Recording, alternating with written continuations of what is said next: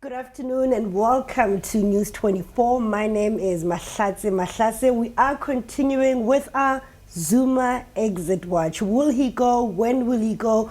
When do we finally put to a rest this matter? These are the questions that we are all battling with as a nation. But finally, Deputy President of the country, but ANC President Cyril Ramaphosa has finally broken his silence since that meeting with President Jacob Zuma. Until now, all we knew is that that meeting was fruitful and constructive. Now he's saying that they are continuing with direct talks and they will give us the outcome of those direct talks in coming days. So no clear deadline on those talks, but also quite interestingly, Ramaphosa is telling us about pertinent issues that they need to resolve. But to get into all of this, I'm joined in our studio by our editor-in-chief, Adrian Basson, and also political analyst, Asanda Washeng. Thank you very much for joining us. Thank you for having me. Adrian, let me start with you. Finally, Ramaphosa has broken the silence. They are feeling that the country is anxious. Yes, absolutely, and I think he acknowledges it in the statement, Mahlatse, to say that we want to bring closure to the country. We know that this has been bugging people, that South Africans are restless, some of the words used in the statement. Unfortunately, the statement doesn't say a hell of a lot. I mean, it doesn't say, I think we were all hoping for a date and a time. President Zuma will step down and this is what's going to happen. Unfortunately, that doesn't happen in the statement. In the statement, he tries to lay fears to rest, to say, look, I am talking to Zuma, I'm negotiating, we're negotiating the terms of exit, and he kind of uses nice and soft terminology around that, to continue this approach of not humiliating Zuma, of doing a soft, graceful type of exit. So, look, it was good that he spoke out. It was important for someone to speak up today after last night's meeting, after the cancellation of the NEC meeting. But we are still in the dark about the time framework of this. We know that it probably has to be before SONA, which Baleka Mbete says must happen maybe in the next week. So it's literally a matter of days now. Asanda, obviously somebody had to say something. The ANC has been not saying much except to say constructive and fruitful discussion. Is it enough to allay these fears that the country is facing? No, I don't think so. I think, sadly, what we're seeing is a Cyril Ramaphosa who's trying to sort of remind us of the state manliness in his character. He's trying to remind us that he's a great negotiator and he's a great strategist. But unfortunately, all of those characteristics and qualities are not what we need right now. We're not looking for a Mandela at this stage.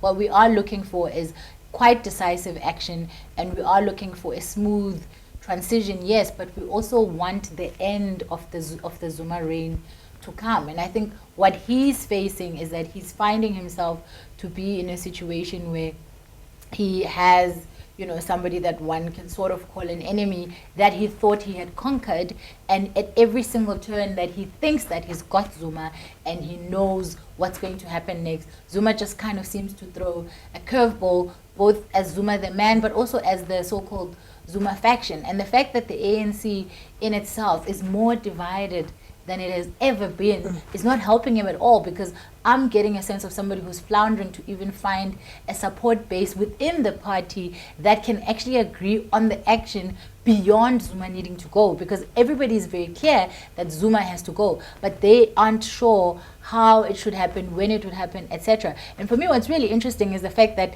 there are so many other options that they could have taken. So they are waiting on Zuma literally to resign. They could have fired him. They could have instituted, some of the legal procedures that are in place, including appointing the speaker, as the president, etc., etc. And they haven't done that. Asanda, they're calling Zuma an enemy who's difficult to conquer. In that statement, Cyril Ramaphosa does allude to the fact that there are pertinent issues that he needs to resolve with Zuma. What could they be, Adrian? I mean, we've talked about how prosecution immunity can't be on the table. No, I've been trying to play this movie in my mind over and over since last night, Tuesday night, when we heard that Zuma and Ramaphosa were now meeting at Genadendal, which means Valley of Grace, as a direct translation. I was wondering if it's not Valley of Disgrace.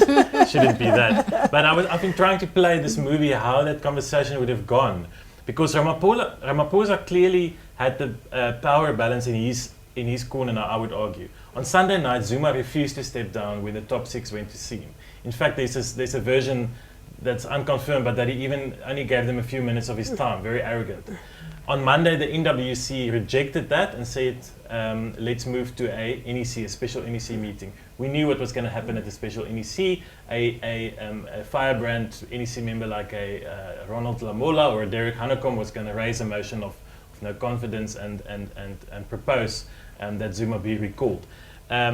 This was averted by this meeting between Cyril Ramaphosa and Zuma. So Ramaphosa would have sat there like the cat who got milk, and he would have said to Zuma, you see, I can get you out of the ANC. I can get the ANC to remove you.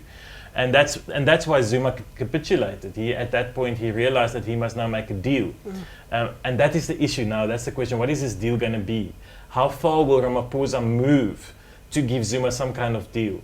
I guess it will be. I guess some of the things on the table will be his package. He's not going to continue his full 5 terms, his second 5 terms as state president, and so that will have an impact, I guess, on his pension. The months that he should have still completed until the next election, say mid next year. So you're looking at about another year's salary as president. That could possibly be thrown in, and I don't think South Africans would be too upset about that to see the back of him.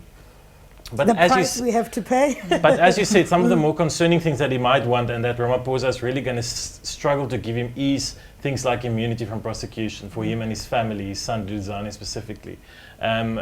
Things like having to testify, possibly being arrested, being hauled before the Zondo Commission of Inquiry. Ramaphosa simply, if you are a proponent of the rule of law, as Ramaphosa proposes purports to be. And if you're a principled leader who respects the constitutional independence of the NPA and the police, you cannot interfere in those matters. You cannot promise him anything. That's up to them and entirely up to them what they do. So I think even though Zuma may ask for those things, it will be very difficult for Ramaphosa to promise that. The last thing is, of course, what we've read is that Zuma wants certain ministers to remain. Now, again, that's going to be very difficult. Why would Ramaphosa want to keep someone like Batabile Dlamini when he knows she will not and she cannot execute the social grants matter effectively? Why will he keep David Mahlobo, who behind his back may be running off to Russia to sell natural resources? So, I don't know what he's, frankly don't know what he can offer Zuma, except for not humiliating him, which he has already done. He's now already chosen to go the Mandela-esque route of kind of a peaceful transition. But I mean, Asanda, wouldn't that be better for Ramaphosa in the long run? Because Zuma remains a threat. Inside or outside of government, he would have extra time, divided perhaps between the inquiry and all of that. But maybe Ramaphosa is calculating that if I handle this matter now, I don't have to have 5 years of the divisions within the ANC.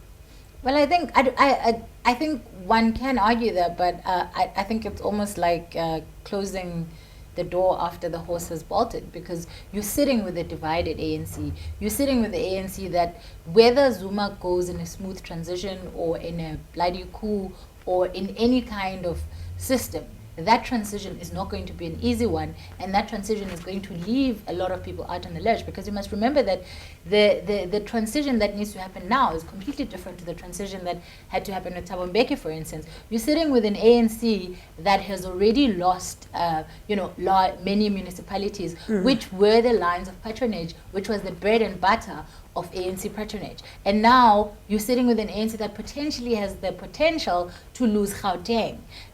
You're sitting with an ANC that's not likely to win the Western Cape, even though we're having water crisis issues and the DA is going through its own thing. And so you're sitting with an ANC that is really the worst that I don't even want to say it possibly can be, because we keep thinking that and it keeps sinking lower. But you're seeing with a political party that is at its worst. And so you have to take decisive action, because any inaction or any failure to deliver swift action calls into question his strength within the party. It calls into question his support base.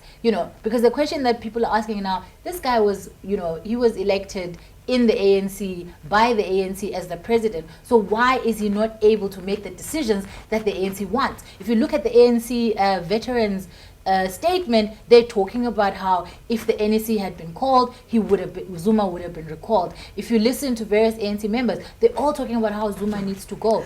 And so everybody agrees, but the question is, I believe it's up to the leader to decide how the transition is going to go. But how guaranteed is that? I mean, we've just come out of an ANC election. We all called it around a 50-50 division within the NEC. This was going to be the first real test for support, more for Jacob Zuma, who is still in there, who would support Jacob Zuma. Maybe Ramaphosa is weighing it out to say, this is not an organization that has a culture of voting. It's about who makes the loudest voice and they have to persuade each other. Maybe he thought, let me wait it out and give it one more chance for those that could be doubting Thomas's. Look, I think yes, maybe that was a consideration why he didn't go the NEC route. But I do think, Makhlasi, what I've seen since the Nasrec election is the immense power that vests in that office of the ANC president. Not in the top 6, not in the, even top 2 or top 3, in that one office. The stuff that Ramaphosa has been able to do, even not himself acting, but the fact that prosecutors can now freely go and arrest people and get asset orders to freeze the assets of the Guptas. I mean, that's unheard of. That wouldn't have happened before Nasrec. The fact that Eskom has completely changed overnight, it's got a competent acting CEO, it's got a great new board. And that just tells me that Ramaphosa is in charge. He does have the support and the backing to do those changes.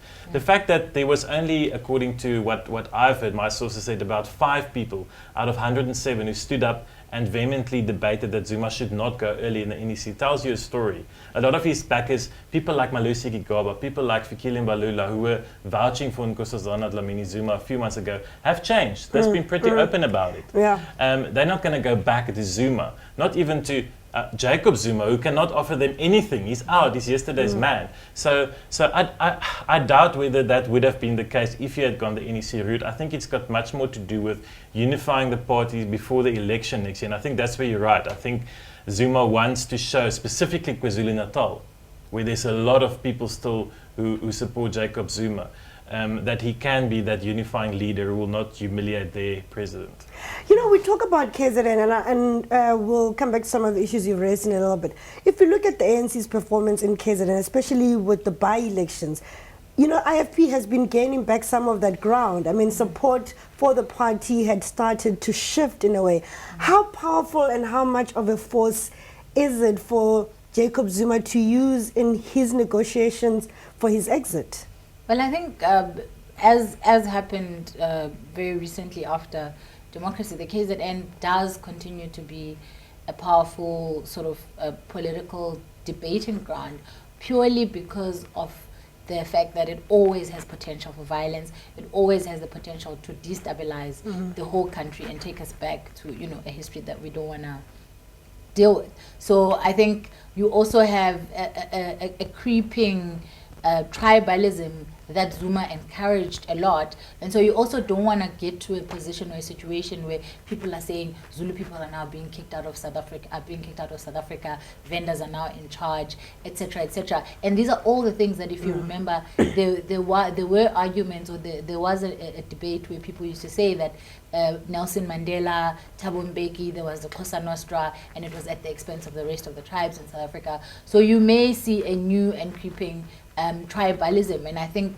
it is important to sort of not take KZN lightly, in the same way that we for the most part didn't see Mpumalanga coming up as a kingmaker, and they were able to, and that's purely because the problem with the ANC, because it has so many ideologies within itself, it's a constantly shifting machine that you can analyze today and get correct, and then when you try and analyze or build the same analysis tomorrow, it's completely shifted and completely changed. And as Adrian has already said, you're sitting with people who 2 months ago we're talking about how they're willing to die for the ANC and NDZ, and the very same people now are like, actually no, we're with this guy. We'll die for this one. Exactly, because it's essentially about who do I need to be close to in order for me to keep my job? Because we have a problem in South Africa where a lot of people end up in politics, not because they're necessarily capable or qualified, but because that's the path that they can use in order to access power.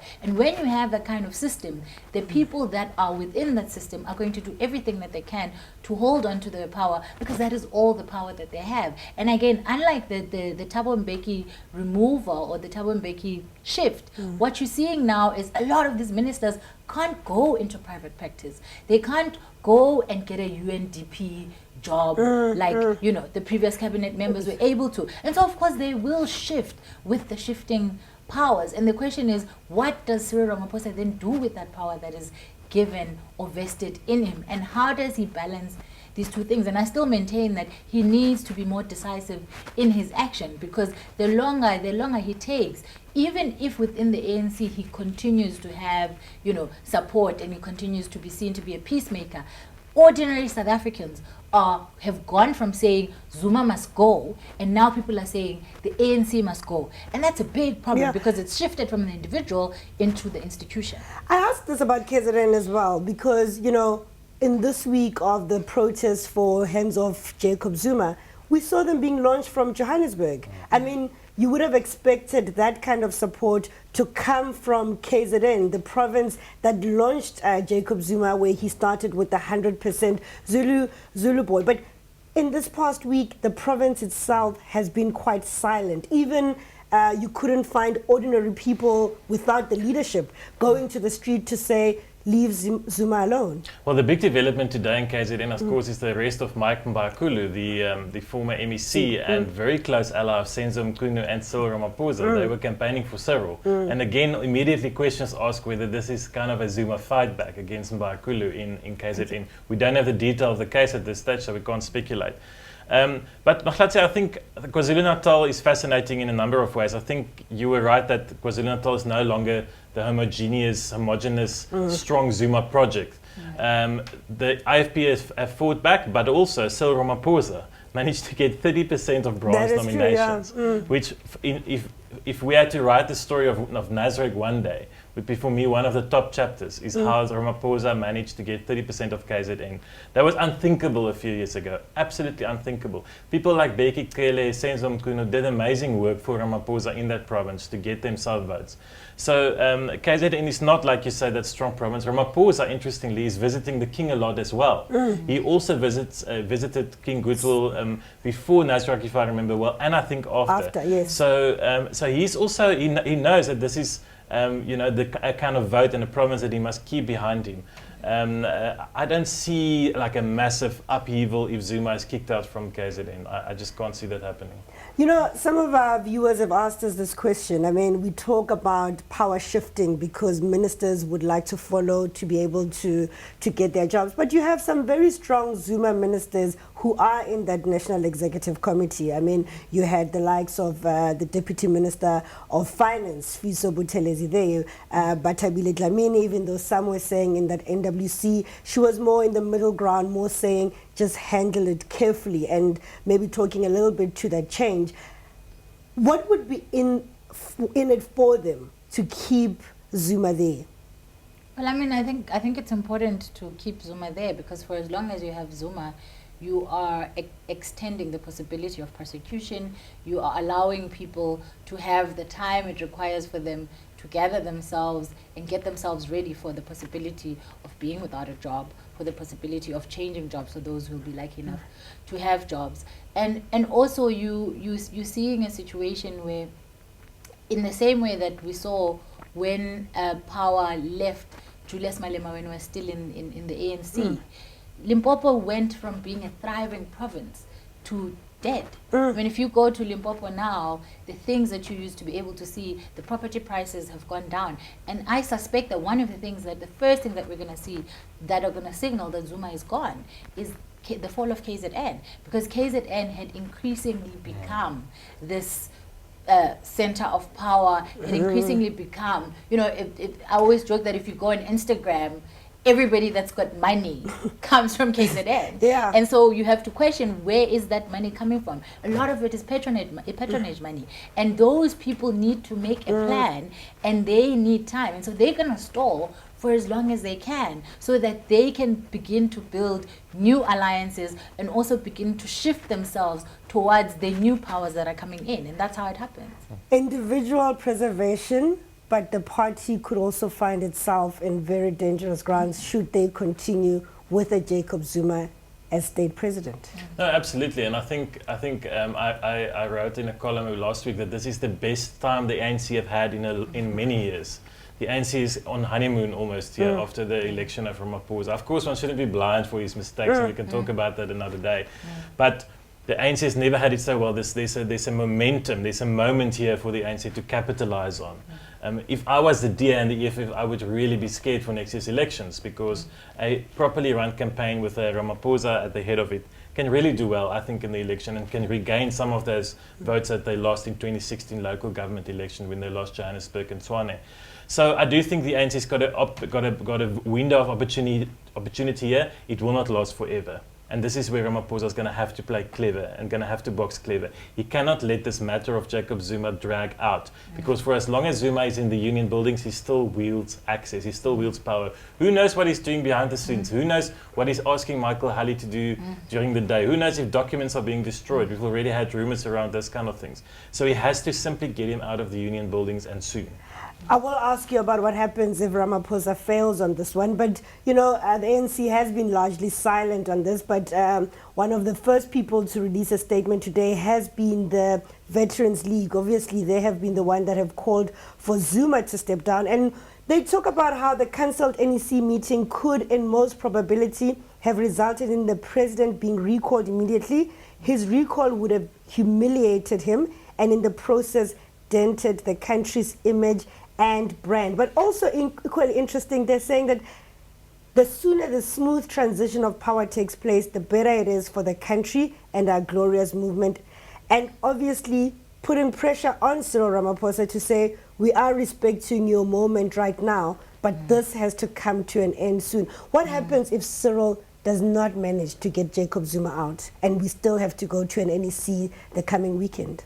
Well, I think that is exactly the fear that everybody has, and that's exactly why I said that for me, I don't think this is a time for a Mandela type of negotiation and strategizing. This is a time for decisive action, because for as long as Jacob Zuma and his supporters are given the time to do all of the things that I've said they need to do, that is the more time that the country is held under hostage, that is the longer it's going to take for us to get to the truth behind state capture and who was actually behind it and how many people benefited and what exactly it was that they were doing and just how much money has been lost. Because if you think about the announcement that was made recently that 5 billion rands is going to have to be lent to Eskom just for a month, that alone tells you that if they need 5 billion for a month, how much are they going to need for the year? And where is that money going to come from? Because the fiscus doesn't have it. That's why you had to borrow the money from pension fund. And so what's happening is that you're seeing the ordinary members and ordinary workers of government having to fund political mishaps. I mean, that's even a lame way of putting it. You know, they're having to find grand corruption on a grand scale. And so the longer it takes for Ramaphosa, or if he fails for that matter, he is going to find himself having lost any of the all of the honeymoon goodwill. He's going to have to find himself having lost most of the support that he has been gaining, and it will spell the death of the ANC, because people have been talking. And I always say that the biggest problem with the ANC is that they love this concept of collective action, and the problem with collective action is that you have to get to a point where everybody's voices have been heard, and there is no place on earth that is governed by such majoritarian consensus. So at the moment, well, at least until yesterday, Cyril had the opportunity for collective leadership, where the NEC would have given him the mandate to say recall him, and probably given him the time and when and what should happen afterwards, him taking over. He's decided to do it himself. He's decided on these direct talks between himself and Jacob Zuma. What happens if he fails, Adrian? No, he will be. I think it will be a clear signal that he's a lame duck, that he doesn't really have the power in the ANC, and that Zuma still wields an immense amount of power, and that Zuma's probably got some dirt on him. People have been talking about that possibility. That has been something that the people have been raising. That you know, Ramaphosa. But I mean, honestly, you know, Zuma can't keep on threatening to reveal stuff on people without doing it. You know, if he has got these goods, it's a good time to publish it. You know, you can give it to us. We'll help you. But no, I think in all seriousness, I think Ramaphosa have to move quickly. He wants to be this big statesman here. He thinks it's politically the right move. But I completely agree with Asanda's sentiments. The country is hurtful, to put it lightly. We've seen these not allegations, proof of state capture. It's all there in the emails. People are going to be arrested. You know, this is the end for the Zupta empire. Get him out of there. Get him out of there before we lose another cent. So I think that sentiment I'm picking up, and I see Ramaphosa, Deputy President Ramaphosa, is trying to talk about that in his statement, but he's going to have to be a bit more harsh in the next statement, hopefully before the end of the week. We are wrapping it up, but I want you guys to call it. Will Zuma resign voluntarily? And when do you expect it, if it will happen? I think, like, you know, he's been called Teflon Don because he just keeps, like, surviving another day. Yeah. And so I think that Zuma's going to have to be fired, because Zuma actually has nothing to lose by continuing in this way. You know, he has absolutely everything to gain. And so for me, even this idea that we will wait for him to resign it's quite fascinating. And even this idea that, like, we don't want to I am going to have direct talks with him. For me, it's ego. Because, you know, as Adrian has said, you could have tapped into the collective action and had action coming from the ANC instead of trying to do this thing himself. And I really, really fear when he fails and what's going to happen to his ego, particularly because we know this man has wanted the presidency for many years. And so that's why I'm not surprised, because, you know, characteristically he does, you know, model himself on Mandela and strategy and negotiation. But I think this is the time he should have shown us why he has been wanting this seat for so long. And I feel like he's failing in his moment. That could have been his moment of glory. Adrian, Asanda says that the only way out is for Ramaphosa to finally just pull the trigger and fire the man. I'm a bit more optimistic. I think he was probably given a deadline for these, what's it called, preconditions, or these pertinent issues. Pertinent matters that they must discuss. I think it's going to happen this week. I think they're going to finalize the matters this week. And I think by Monday next week, we'll have a new president. Wow, that's where we're going to have to leave it. That was News 24's editor, Adrian Basson, and political analyst, Asanda Washeng. Different views. One says that Ramaphosa is going to have to fire Jacob Zuma. Adrian, a bit more optimistic, expecting that Zuma will step down and we will have a new president by Monday. We wait. The wait continues, and we will be bringing you more as it happens here on News 24. My name is Mahlatse Mahlase.